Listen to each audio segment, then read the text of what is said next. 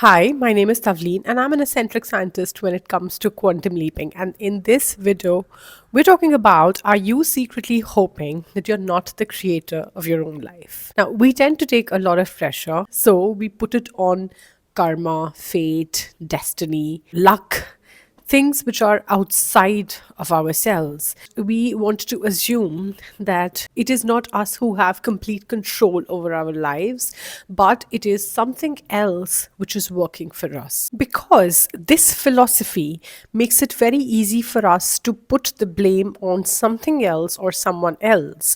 If we're not in total control of our lives, and if events are predetermined or predestined, then we do not have to take full control, full responsibility. Taking full responsibility, on the other hand, feels like a lot of work. Like if life is actually behaving like a clay, and I am the one who has the power to mold it, to guide it, and to sculpt it, then I do need the right resources, training, skills, experience, gathering the entire skill set to be able to completely mold your life and give it the direction that you want. Well, that feels like a lot of work. So that is why we want to put it onto something else which is outside of us, which is external to us.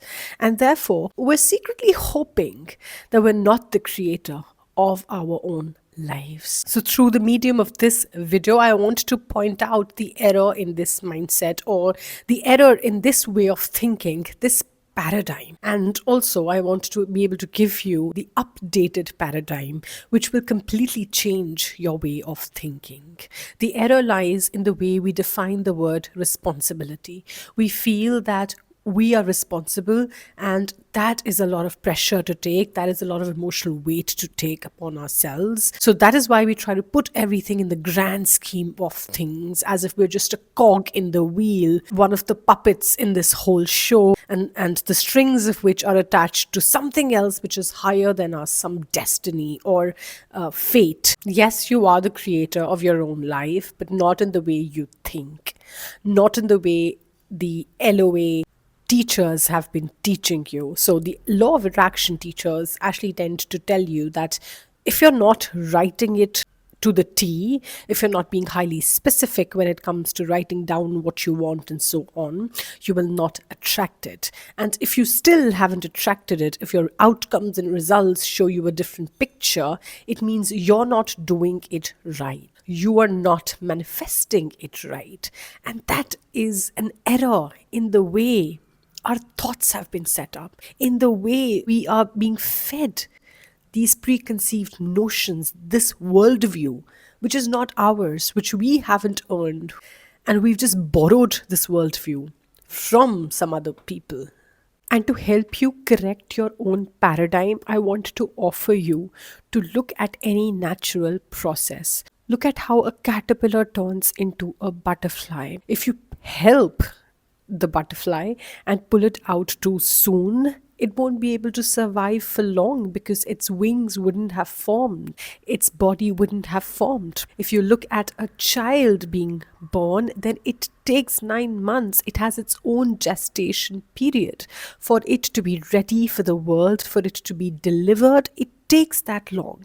Similarly, nature teaches us through a lot of other things, like you are a gardener and you are responsible for nurturing the seed, for watering it consistently, for ensuring that sunlight is provided to it consistently. But beyond that, you do not have control. You surrender to the process of nature and allow it to blossom at its own pace, on its own timeline.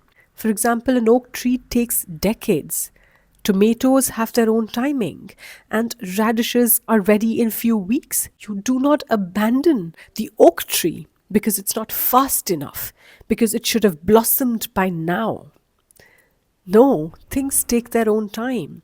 So just as a gardener co-creates with the nature to create a beautiful blossoming garden, similarly, you work in alignment with the source and allow things to happen in their own way, at their own pace, instead of being impatient and rushing things.